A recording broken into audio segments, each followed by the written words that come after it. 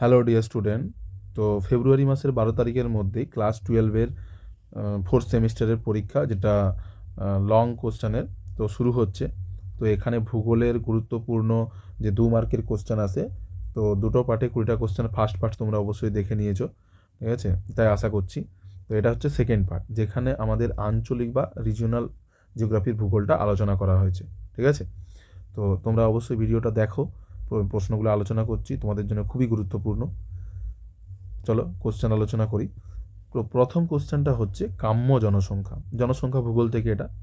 কাম্য জনসংখ্যা হচ্ছে, আসলে আমরা একটা জিনিস বলি না যে তোমার জন্য এটা কাম্য নয় বা তোমার জন্য এটা ভালো নয়, ঠিক আছে।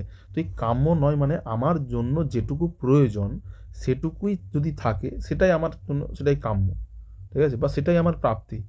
তো কোনো দেশের মোট জনসংখ্যা, মানে আমাদের দেশে ধরো আমাদের বাড়িতে 5 জন মেম্বার আছে, 5 জনের জন্য আমাদের 5 বিঘে জমি দরকার, ঠিক আছে, তাহলে আমাদের সাফিসিয়েন্ট জীবনযাত্রা করা যায়, ঠিক আছে। তো এটাকেই বলা হচ্ছে কি কাম্য জনসংখ্যা, মানে এই জমিটার অনুপাতে এই মানুষের জনসংখ্যাটা কিন্তু ঠিকঠাক। কিন্তু এই 5 বিঘে জমির উপরে, ঠিক আছে, যদি আমাদের বাবা কাকা জ্যাঠা সবাই মিলে যদি এরকম 8 জন 10 জন হয়ে যায়, তাহলে কি হবে না, জমি এবং মানুষের জনসংখ্যার যে অনুপাতটা সেটা কী হবে, ডিসব্যালেন্স হয়ে যায়, ঠিক আছে। তো এইটাকেই পরিমাপটাকেই বলা হচ্ছে কি, যে আমাদের কাম্য জনসংখ্যা, ঠিক আছে।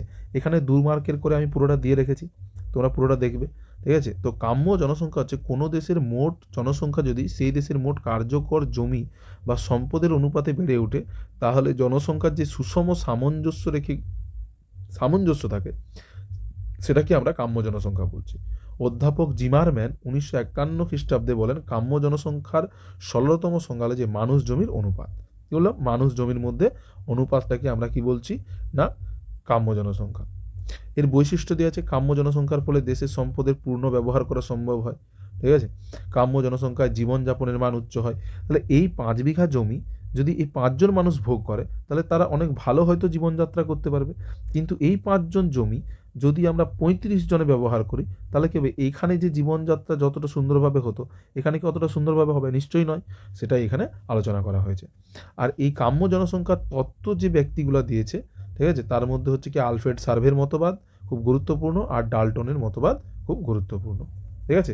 5 নম্বরের ক্ষেত্রে যখন আমরা আলোচনা করব 5 নম্বর কোশ্চেন, তখন এগুলা আলোচনা করব। চলো পরের প্রশ্নে যাই। এই প্রশ্নটা কিন্তু তোমাদের খুবই ইম্পর্ট্যান্ট এই প্রথমবারের যে তোমাদের ফোর্থ সেমিস্টারে। চলো আমরা দেখব কি নব্য ম্যালথুসিয়াসবাদ, ঠিক আছে, বা নিউ ম্যালথুসিয়াজম। নিউ ম্যালথুসিয়াজমে কি বলে না, আমাদের যে এটাও জনসংখ্যা ভূগোল থেকে, ঠিক আছে। এই জনসংখ্যাতে কি বলা হয় না, সে সাধারণত জনসংখ্যাকে নিয়ন্ত্রণের কথা বলে, ঠিক আছে। শিক্ষা, ঠিক আছে, তারপরে পরিবার পরিকল্পনার উপরে জোর দেয়, ঠিক আছে। তো আমরা এটা পড়বো কি আছে না, ম্যালথাসের জনসংখ্যা তত্ত্বের একটি আধুনিক সংস্করণ, যা জনসংখ্যা বৃদ্ধি এবং সম্পদের সীমাবদ্ধতা, মানে আমাদের যে সম্পদ আছে, ঠিক আছে, সোর্স, ঠিক আছে, সেই অনুপাতে আমাদের কি পপুলেশন তৈরি করতে হবে। তাহলেই কী হবে, একটা দেশ সুস্থ এবং সচলভাবে পরিচালিত করা সম্ভব হবে, ঠিক আছে। এবং যদি সম্পদের তুলনায় আমাদের রিসোর্সের তুলনায় যদি পপুলেশন বেশি হয়ে যায়, তাহলে কি হয় না, সেখানে বিপর্যয় ডেকে আনে। কিসের না, দারিদ্রতা, ঠিক আছে, দুর্ভিক্ষ, এসবের সম্মুখীন হতে হয় একটা দেশকে। তো যে মূল বিষয়গুলো এখানে আলোচনা করা হয় সেগুলো কি, সেগুলো হচ্ছে জনসংখ্যা নিয়ন্ত্রণ করতে হয়, ঠিক আছে। ম্যালথুসিয়াস বা সে যেভাবে গর্ভনিরোধক, পরিবার পরিকল্পনা, শিক্ষা সচেতনতার মাধ্যমে, ঠিক আছে, তো আমাদের জনসংখ্যা নিয়ন্ত্রণ, সম্পদের সীমাবদ্ধতা, ঠিক আছে। যদি আমরা জনসংখ্যা নিয়ন্ত্রণ এখন থেকে না করি, তাহলে ভবিষ্যতে কিন্তু আমাদের সম্পদের অভাব সৃষ্টি করবে। যার জন্য আরেকটা আলোচনা করা হয় সুস্থায়ী উন্নয়ন, যা পরে আলোচনা করব। আর হচ্ছে পরিবেশ উন্নয়ন, ঠিক আছে। আর এখানে ম্যালথুসিয়াসবাদ আর নব্য ম্যালথুসিয়াসবাদের মধ্যে পার্থক্য কী, ঠিক আছে। দুর্ভিক্ষ, মহামারীর মতো প্রাকৃতিক উপায়ে জনসংখ্যার হ্রাসের উপর নির্ভরশীল ছিল। মানে কি বলছিল ম্যালথুসিয়াসবাদে, যে দুর্ভিক্ষ বা কোনো একটা যে করোনার মতো মহামারী এলো, ঠিক আছে, অনেক মানুষ মারা যাবে, সে তার উপরে নির্ভর করছে যে কোনো একটা দুর্ভিক্ষ আসবে, দিয়ে অনেক মানুষ মারা যাবে, জনসংখ্যা কন্ট্রোল হয়ে যাবে। কিন্তু নব্য ম্যালথুসিয়াস বলতে যে না, কৃত্রিম পদ্ধতিতে, ঠিক আছে, নিজেদেরকে চেষ্টা করতে হবে যাতে সম্পদ এবং মানে রিসোর্স এবং পপুলেশনের মধ্যে কি হয় না একটা ব্যালেন্স তৈরি হয়। এটাই হচ্ছে নব্য ম্যালথুসিয়াজিয়াম। ঠিক আছে, বা নিউ ম্যালথুসিয়াজিয়াম। চলো পরের প্রশ্ন, আশা করি বুঝতে পারছো। পরের প্রশ্নে যাই। পরের প্রশ্ন হচ্ছে জিএইচআই বা গ্লোবাল হ্যাঙ্গার ইন্ডেক্স। এই গ্লোবাল হ্যাঙ্গার ইন্ডেক্সটা কি? গ্লোবাল হ্যাঙ্গার ইন্ডেক্স হলো না পৃথিবীতে যে দেশগুলো, কিছু কিছু দেশ আছে যেখানে কি হয় না অপুষ্টি হয়, শিশু মৃত্যুর হার বেশি, ঠিক আছে, দারিদ্রতা বেশি, ঠিক আছে, সেই দেশগুলোকে কি হয় না এই international food policy research institute একটা সূচক প্রস্তুত করে, যেখানে কি হয় না 0 থেকে 100 পর্যন্ত মার্কিং করা হয়। যে দেশটা 0-র যত কাছে থাকবে সে দেশটা কিন্তু তত বেশি উন্নত, মানে গ্লোবাল হ্যাঙ্গার ইন্ডেক্সে তত সে নিচে। ঠিক আছে, মানে সে ভালো, সেখানে কোনো দারিদ্রতা নেই, অপুষ্টি নেই, ঠিক আছে, শিশু মৃত্যুর হার কম, ঠিক আছে, সব দিক থেকে সম্পূর্ণ। আর যত সে 100-র দিকে এগিয়ে যাবে সে চরম রকমভাবে কি হবে, ক্ষুধার্ত। এই যে এখানে সেটা আলোচনা করা হয়েছে। ঠিক আছে, তো এই আর এবার বলছি যে অপুষ্টি থাকবে, শিশু খর্বতা থাকবে, শিশুর অপচয়, শিশু মৃত্যু, ঠিক আছে। আর আমাদের ভারতবর্ষের এটা একটা গুরুত্বপূর্ণ জিনিস, এই 2024-25 যে আমাদের এটা হয়েছে, যে ভারতের অবস্থানটা কি? ভারতের অবস্থানটা হচ্ছে না 105তম। আগেই বলছি অবস্থান টোটাল 127টা দেশের মধ্যে ভারতবর্ষের অবস্থান হচ্ছে 105, যা সত্যি খুবই খারাপ অবস্থায় আছি আমরা। আর স্কোরটা কত? স্কোর হচ্ছে যে 0 থেকে 100-র মধ্যে স্কোর হচ্ছে আমাদের 25.8। ঠিক আছে, এটা যথেষ্ট খারাপ অবস্থায় আমরা আছি। ঠিক আছে, এটা যদি 1 থেকে 10-এর মধ্যে থাকতো তাহলেও একটা ঠিকঠাক পর্যায়ে থাকতো। ঠিক আছে, যেহেতু তাও নেই আমরা, আমরা এখন খুব খারাপ অবস্থায় আছি। অনেক ভারতবর্ষের অনেক মানুষ আছে যারা দরিদ্র সীমার নিচে অবস্থান করছে। ঠিক আছে, যদিও আমাদের সরকার রেশন বিভিন্ন উপায়ে সেটা কন্ট্রোল করার চেষ্টা করছে, কিন্তু যেটা সত্যি সেটা আমাদের কাছে সত্যি। এটাই হচ্ছে আমাদের বিশ্ব ক্ষুধার্ত সূচক। এই কোশ্চেনটা কিন্তু এবারে তোমাদের জন্য খুবই ইম্পর্টেন্ট। ঠিক আছে, বিশ্ব ক্ষুধা সূচক। পরের প্রশ্নে যাই। ব্ল্যাক ফুড ডিজিজ, রোগ সংক্রান্ত। ঠিক আছে, ব্ল্যাক ফুড ডিজিজ হচ্ছে আর্সেনিক দূষণ হয় পানীয় জল থেকে। সে পান করার ফলে কি হয়, ঠিক আছে, আমাদের যে পায়ের নালি ক্ষতিগ্রস্ত করে, চামড়া কালো হয়ে যায়, ঠিক আছে, বিভিন্ন কারণে টিস্যু মরে যায়। ঠিক আছে, এটাকে কি বলে না ব্ল্যাক ফুড ডিজিজ বা ব্ল্যাক ফুড রোগ বলে, যেটা আর্সেনিকের কারণে হয়। এই ব্ল্যাক ফুড ডিজিজ সাধারণত কি, এটা যদি নাও আসে, ব্ল্যাক ফুড ডিজিজের 3টি লক্ষণ বলো বা এরকম ধরনের কোশ্চেন কিন্তু আসার চান্স আছে। তো এই লক্ষণগুলো হচ্ছে যে ত্বকের রঙের পরিবর্তন, কালো বা লালচে বেগুনি হয়ে যায়। ঠিক আছে, গ্যাঙ্গিন মানে হচ্ছে আমরা জানি পুজ রক্ত, সেটা সেটা তো তৈরি হয়, তীব্র ব্যথা অনুভূতি হয়। ঠিক আছে, আলসার বা ক্ষত হয়ে থাকে, শরীরের তাপমাত্রা কমে যায়, রক্ত সঞ্চালন কিন্তু হ্রাস পায়। এটাই হচ্ছে ব্ল্যাক ফুড ডিজিজের আমাদের লক্ষণ। এটা হচ্ছে ব্ল্যাক ফুড ডিজিজের লক্ষণ। ঠিক আছে, এই যে ব্ল্যাক ফুড ডিজিজের হচ্ছে লক্ষণ। পরের প্রশ্নই যাই। আউটসোর্সিং। আউটসোর্সিং বিশেষ করে তথ্য প্রযুক্তি শিল্পে বা বিভিন্ন শিল্পে এই কথাটা কিন্তু প্রচণ্ড পরিমাণে এখন প্রচলিত। আমরা আউটসোর্সিং ছাড়াও একটা শব্দ আছে ফ্রিল্যান্সিং। দেখো, আউটসোর্সিং মানে হচ্ছে আমি কোনো একটা প্রতিষ্ঠানে কাজ করি, যেমন ধরো আমাদের, ঠিক আছে, আমাদের জমি আছে, আমরা জমিতে চাষ করি। ঠিক আছে, জমিতে চাষ করার পরে যে ধান হয় বা খড় হয়, এখন তো হারভেস্ট দিয়ে জমি থেকে ধান নিয়ে আসা হয়। যখন হারভেস্টার ছিল না তখন কী হতো না, জমির থেকে আঁটি বেঁধে আমরা খড় নিয়ে আসতাম, খড় দিয়ে সেটাকে ঝাড়াই করা হতো। ঠিক আছে, তারপরে সেটাকে বিক্রি করা হতো। এই যে আমরা তো নিজেরা করতাম না, কিছু কাজ অন্য লোককে ডেকে আমরা মজুরি দিয়ে সেটা করানোর চেষ্টা করতাম। তো ওই যে মজুরি দিয়ে আমার কাজটা আমি অন্যকে করাচ্ছি, সেটাই হচ্ছে আউটসোর্সিং। ঠিক আছে, কি বলছে না, এখানে কি বলছে না, কোনো প্রতিষ্ঠানে বলছে কোনো প্রতিষ্ঠানের নিজস্ব কর্মী বা প্রতিষ্ঠানের বাইরে অন্য কোনো ব্যক্তি বা তৃতীয় পক্ষ বা থার্ড পার্টি, যে আমাদের ঘরের বাদ দিয়ে মজুরকে কাজে লাগিয়ে, ওটাই বলছে চুক্তিভিত্তিতে সম্পন্ন করিয়ে নেওয়া। এতে কি হয় না, প্রতিষ্ঠানের যে মেন প্রতিষ্ঠান তার খরচটা একটু কম হয়। ঠিক আছে, এবং কি যে ব্যক্তি ওই কাজের জন্য খুবই দক্ষ, তার দক্ষতারও কি ব্যবহার করা হয়। ঠিক আছে, আর কি হয় না, অনেক সময় অনেকে যারা বেকার থাকে তারাই ফ্রিল্যান্সিং করে তারা কি হয় আউটসোর্সিংয়ের মাধ্যমে কি করে না পয়সা রোজগার করতে পারে। ঠিক আছে, উদাহরণ এখানে দেওয়া আছে একটা। ধরন কি হয় না, একটা হচ্ছে অফ সোর্সিং হয়, একটা নিয়ার সোর্সিং হয়, একটা হচ্ছে অন সোর্সিং হয়। অফ সোর্সিং কি, কাজের জন্য অন্য দেশ থেকে জনবল নেওয়া, যেমন হচ্ছে ইউএসএ। ঠিক আছে, ইউএসের বেশিরভাগ মাল্টি ন্যাশনাল কোম্পানিগুলো আমাদের ইন্ডিয়ান অনেক গিয়ে সেখানে কাজ করছে। ঠিক আছে, নিয়ার সোর্সিং যে প্রতিবেশী দেশের কাছে থেকে কাজ করানো। তো আমাদের দেশের কোনো কাজ, ঠিক আছে, আমাদের নেটওয়ার্ক সংক্রান্ত, সেটা অন্য দেশে আমরা গিয়ে কী করব, তাদের দেশে যারা এক্সপার্ট তাদেরকে নিয়ে এসে এই কাজটা করাবো। ঠিক আছে, এটাকে হচ্ছে নিয়ার সোর্সিং, মানে নিয়ারেস্ট যদি কেউ থাকে। আর অন সোর্সিং হচ্ছে নিজের দেশের ভেতরে অন্য কোনো ফার্মকে কাজ দেওয়া যায়। যেমন আমাদের পরীক্ষা হয়, যখন চাকরির পরীক্ষা আমরা দিই, তখন কি হয় না, আমাদের যেমন ধরো রেলওয়ে, ঠিক আছে, রেলওয়ে, ঠিক আছে, নিজের থেকে যে পরীক্ষাগুলো হয় সেই পরীক্ষাগুলো কন্ডাক্ট করে না, সে কি করে না একটা সংস্থাকে দেয়। যেমন টিসিএস, টিসিএস একটা সংস্থা, টাটা কনসালটেন্সি, তাকে দিয়ে দিল কি করতে না সে পরীক্ষাগুলো কন্ডাক্ট করার জন্য। ঠিক আছে, এটাকেই বলা হচ্ছে অন সোর্সিং। ঠিক আছে, কোম্পানি যখন কাজ দেয় সেটাকে আউটসোর্সিং বলে, আর ব্যক্তি যখন সেই কাজটা পায় তখন সেটাকে মুক্ত পেশা বা ফ্রিল্যান্সিং বলে। এর সুবিধাও অনেক আছে, এইগুলো সুবিধা। ঠিক আছে, তো 2 নম্বরে যদি কোশ্চেন পড়ে তো অবশ্যই সংজ্ঞা দেবে, সুবিধা দেবে। ঠিক আছে, আর ধরন যদি দিতে পারো উদাহরণ অবশ্যই দেবে। ঠিক আছে, এই কোশ্চেনটাও কিন্তু তোমাদের এবারের জন্য ভেরি ভেরি ইম্পর্টেন্ট। ঠিক আছে,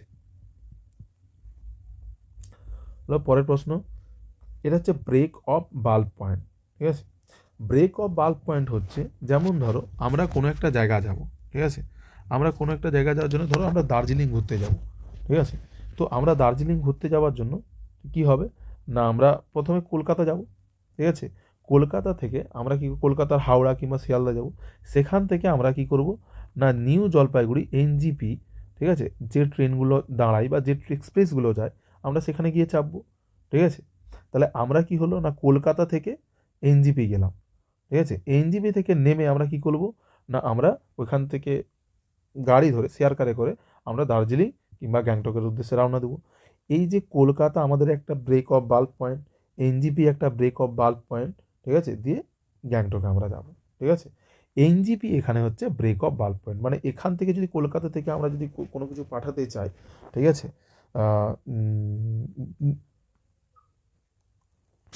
দার্জিলিংকে, তাহলে আমাকে কি করতে হবে না যে কোনো জিনিসটা আমাকে প্রথমে এনজিপিতে পাঠাতে হবে। এনজিপি থেকে কোনো গাড়িতে করে এসে করে কি করবে না সে নিয়ে যাবে দার্জিলিংয়ে। ঠিক আছে, এই যে এনজিপিটা এটাই হচ্ছে ব্রেক অফ বাল্ব পয়েন্ট। কি বলছে না ব্রেক অফ বাল্ব পয়েন্ট হচ্ছে কোনো পরিবহন মাধ্যমে যে স্থান বা বিন্দুতে, ঠিক আছে, পণ্য দ্রব্যকে এক যান থেকে অন্য যানে পরিবহন ব্যবস্থায় স্থানান্তরিত করে তাকে ব্রেক অফ বাল্ব পয়েন্ট বলে। কারণ হতে পারে যে ভূপ্রাকৃতিক কারণ, কারণ এই যে কলকাতা থেকে যে এক্সপ্রেসটা যাচ্ছে সেই এক্সপ্রেসে করে নিশ্চয়ই কোনো কারণেই এত মাল ইয়ে দার্জিলিং নিয়ে যাওয়া বা গ্যাংটক নিয়ে যাওয়া সম্ভব নয়। সেক্ষেত্রে কী হবে না ট্রেন থেকে আমরা নামিয়ে ছোটো ছোটো গাড়ি করে আমরা এখানে পৌঁছাতে পারবো। ভূপ্রাকৃতিক বৈচিত্র্যের কারণ আছে, জলভাগ, জলবায়ুগত বৈচিত্র্য, এটা তো আছেই। ঠিক আছে, এখানে সুবিধাও আছে আবার অসুবিধাও আছে। ঠিক আছে, সুবিধার ক্ষেত্রে কি হয় না সুবিধা সাধারণত কি হয়, দেশের অভ্যন্তরে বিভিন্ন স্থানে বাজারে পণ্যদ্রব্য পৌঁছানো সহজ হয়, যাত্রাপথে বিরতি বাধ্যতামূলক হওয়ার, মানুষের থাকা খাওয়ার জন্য হোটেলের প্রসার ঘটে, মানুষের কর্মসংস্থান বৃদ্ধি পায়। কিন্তু অসুবিধা এর মধ্যে হয় কি, পরিবহন ব্যয় বৃদ্ধি পায়, যথেষ্ট সময়ের অপচয় হয়। ঠিক আছে, কাঁচামাল অনেক সময় পৌঁছে যায়। ঠিক আছে, এটাই হয়ে থাকে। উদাহরণ এই যে বন্দর, রেলওয়ে জাংশন। ঠিক আছে, এটাই হচ্ছে কি আমাদের ব্রেক অফ বাল্ব পয়েন্ট। ঠিক আছে, এবারে আসছে আমাদের স্থিতিশীল উন্নয়ন বা সুস্থায়ী উন্নয়ন।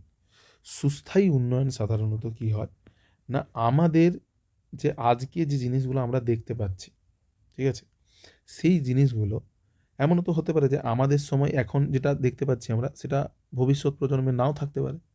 তো আমাদের এখানে দায়িত্ব এবং কর্তব্য দুটোই বর্তায় যে আমরা এই জিনিসগুলো যেগুলো শেষ হওয়ার মুখে বা যেগুলো সীমিত তাদেরকে আমরা সঞ্চিত রাখি। সেগুলোকে কী করি না আমরা ভবিষ্যৎ প্রজন্ম যাতে ব্যবহার করতে পারে, যারা দেখতে পারে, ঠিক আছে, সেটাকে আমরা কি বলবো না সুস্থায়ী উন্নয়ন বা স্থিতিশীল উন্নয়ন। সংজ্ঞাটাতে কি বলছি আমরা দেখে নিই।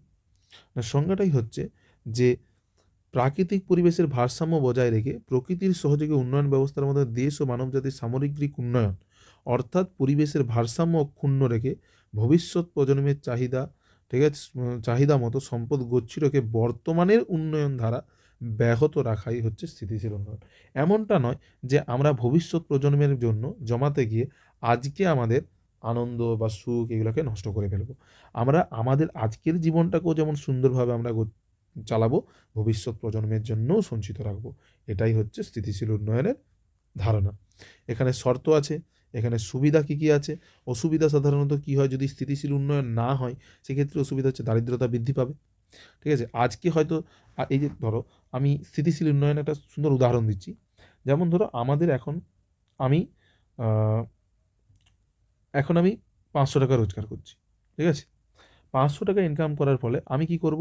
আমি চেষ্টা করা উচিত আমার অবশ্যই যে আমি এখানে ৳৩০০ খরচ করে ৳২০০ কে সঞ্চিত রাখবো। কিংবা নাই হলেও ৳৪০০ কে খরচ করব আজকে, ভবিষ্যতের জন্য ৳১০০ সঞ্চিত রাখবো প্রতিদিন। তাহলে কি হবে? না আজকেও আমার সুস্থভাবে জীবনযাপন করতে পারবো। ভবিষ্যতে যদি এই ৫০০ টা না থাকে তখন আমি এখান থেকে নিয়ে খরচা করতে পারবো। ঠিক আছে? কিন্তু এটা যদি না করি আমরা, যদি স্থিতিশীল উন্নয়নে এই ৳১০০ টা না করি, সেক্ষেত্রে আমার দারিদ্রতা তখন গিয়ে কি হবে? না আমাকে বিভিন্ন সমস্যার সম্মুখীন হতে হবে। আমাকে ধার করতে হতে পারে কারো কাছ থেকে। ঠিক আছে? তো এইভাবে কি হয়? না অসুবিধার সৃষ্টি হয়। ধনী দরিদ্রের মধ্যে অসাম্য সৃষ্টি হয়, যে ধনী আবার ধনী হতে থাকে, দরিদ্র গরিব আবার গরিব হতে থাকে। অপুষ্টি দেখা দেয়। ঠিক আছে? শিশু মৃত্যুর হার বৃদ্ধি পায়। এটাই হচ্ছে স্থিতিশীল উন্নয়ন। যদি ২ নম্বরে পড়ে অবশ্যই করবে। আর এই প্রশ্নটা কিন্তু অবশ্যই, অবশ্যই পড়ে যাবে তোমরা। ভেরি, ভেরি ইম্পোর্টেন্ট কোয়েশ্চেন এটা এবারের পরীক্ষার জন্য। ঠিক আছে? চলো পরের প্রশ্ন আলোচনা করি। পরের প্রশ্ন হচ্ছে আধুনিক শিল্প দানব। ঠিক আছে? আধুনিক শিল্প দানব কাকে বলা হয়? শিল্প আমরা জানি কি জিনিস? আধুনিক শিল্প দানব। শিল্প দানব মানে কি? দৈত্য। ঠিক আছে? যে গ্রাস করে। এই পেট্রো-রসায়ন শিল্পকে কি হয়? না আধুনিক শিল্প দানব বলা হয়। কেন বলা হয়? তার কারণ হচ্ছে এই পেট্রো-রসায়ন শিল্পতে কি হয়ে থাকে? না কাঁচামাল হিসেবে একাধিক শিল্প যেমন সার, ওষুধ, ঠিক আছে? প্রসাধন মানে জামাকাপড়, ঠিক আছে? সুগন্ধি, সাবান, ডিটারজেন্ট, ঠিক আছে? সমস্ত জিনিস কি হয়? এখানে গড়ে উঠছে। এছাড়াও যে বড়, বড় কোম্পানি মোটর গাড়ি, বস্ত্রশিল্প, বৈদ্যুতিক শিল্প, সমস্ত উপকরণ এখান থেকেই কিন্তু আমরা এই পেট্রো-রসায়ন শিল্প থেকেই আসে। তাহলে কি হচ্ছে? না এই পেট্রো-রসায়ন শিল্পের একটা বৃহত্তম বাজার। আমাদের দৈনন্দিন জীবনে সকাল থেকে সন্ধে পর্যন্ত যা কিছু প্রয়োজন হয় সমস্ত কিছু কি করছে? না আস্তে, আস্তে এই পেট্রো-রসায়ন শিল্প কি করছে? না দখল করছে। ঠিক আছে? তাহলে কি হচ্ছে? না আমাদের যে ছোট, ছোট যারা অনুসারী শিল্প সেগুলা কি হচ্ছে? না তাদের যে কাজ ছিল সেই কাজটা কি হচ্ছে? একটা বড় ইন্ডাস্ট্রি করে দিচ্ছে। ফলে কি হচ্ছে? এই ছোট ইন্ডাস্ট্রিগুলা বড় ইন্ডাস্ট্রি একটা ছোট, ছোট শিল্পগুলাকে কিন্তু কি হচ্ছে? সে গ্রাস করছে। ফলে একে বলা হয় আধুনিক শিল্প সাধন। এর গুরুত্ব, এর গুরুত্ব আছে বলেই তবেই না সে আ আধুনিক শিল্প দানব হয়েছে। গুরুত্বগুলো এর বহুবিধি ব্যবহার মানে ব্যবহার প্রচুর বাড়ছে। পরিবহন ক্ষেত্রে ব্যবহার বাড়ছে, শ্রম নিবিড় হচ্ছে। ঠিক আছে? আবার কিছু অনুসারী শিল্পের বিকাশ ঘটছে। মানে এর সাথে, সাথে কি হচ্ছে? কিছু অনুসারী শিল্প যেগুলা এর সাথে রিলেটেড, ঠিক আছে? সেগুলা বৃদ্ধি পাচ্ছে। এইজন্যই বলা হচ্ছে পেট্রো-রসায়ন শিল্পকে আধুনিক শিল্প দানব। যদি আসে ২ নম্বরের এটা লিখলে, ঠিক আছে? অবশ্যই। অবশ্যই এটা লিখবে আর গুরুত্ব দুটো লিখলেই হবে। ঠিক আছে? তাহলেই ২ নাম্বার হয়ে যাবে। পরের প্রশ্ন করি আলোচনা।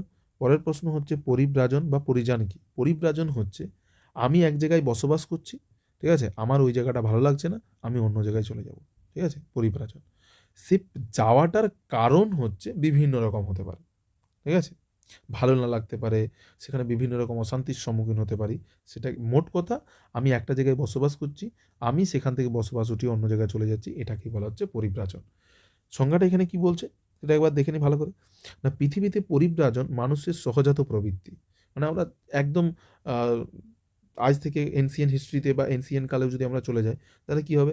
আমরা গুহায় বসবাস করতাম যখন, তখনও কি হতো না খাদ্যের সন্ধানে, পশুচারণের সন্ধানে, ঠিক আছে? ভিন্ন বন্য প্রাণীর আক্রমণ থেকে বাঁচার জন্য কি হতো? আমরা এক জায়গা থেকে অন্য জায়গা পালিয়ে যেতাম। ঠিক আছে? এটা সহজাত প্রবৃত্তি। মানুষ যখন খাদ্য, সুখ, নিরাপত্তা, জীবিকা অর্জন, উন্নত সংস্কৃতির প্রয়োজনে জাতিদাঙ্গা, রাজনৈতিক অশান্তি বাদ দিয়ে উন্নত জীবনযাপনের জন্য, ঠিক আছে? পূর্বেকার মানে যেখানে আজকে বাস করছি সেটা ছেড়ে অন্য দেশে বা অন্য স্থানে বা বিদেশ গমন করে স্থায়ীভাবে বসবাস করে তাকে কি বলা হয়? পরিব্রাজন বা মাইগ্রেশন বলে বা স্থানান্তর গমন বলে। ঠিক আছে? এই মাইগ্রেশনের আবার শ্রেণীবিভাগ আছে। ঠিক আছে? কিছু হয় ভৌগোলিক পরিধির ভিত্তিতে হয়। ঠিক আছে? ভৌগোলিক পরিধির ভিত্তিতে হয়। আবার কি হয়? দিক বা উদ্দেশ্যের ভিত্তিতে হয়। আবার কারণ বা প্রকৃতির ভিত্তিতে হয় সময়ের। এইটা কিন্তু পরিব্রাজন যখন তুমি ২ নাম্বারের কোশ্চেন দেবে, ঠিক আছে? এই সাব পয়েন্টগুলো না দিলেও চলবে। কিন্তু এই ৪ টা পয়েন্ট কিন্তু অবশ্যই দেবে। ঠিক আছে? ২ নাম্বারের ক্ষেত্রে। তারপরে এইটা লেখার চেষ্টা করবে এগুলো। ঠিক আছে? তাহলেই ২ নাম্বার পেয়ে যাবে। ঠিক আছে?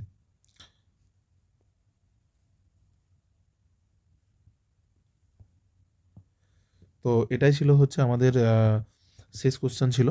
তো যদি ভালো লেগে থাকে প্রত্যেকটা ভিডিও তোমাদের প্রতিটা প্রশ্ন গুরুত্বপূর্ণ অবশ্যই তো তোমরা করে যাবে। তো পরবর্তী ৩ নাম্বার এবং ৫ নাম্বারের কোশ্চেন আমি আলোচনা করব। যদি আপডেটগুলো পেতে চাও তো চ্যানেলটি সাবস্ক্রাইব এবং লাইক করে পাশে থেকো। জয় হিন্দ, জয় ভারত।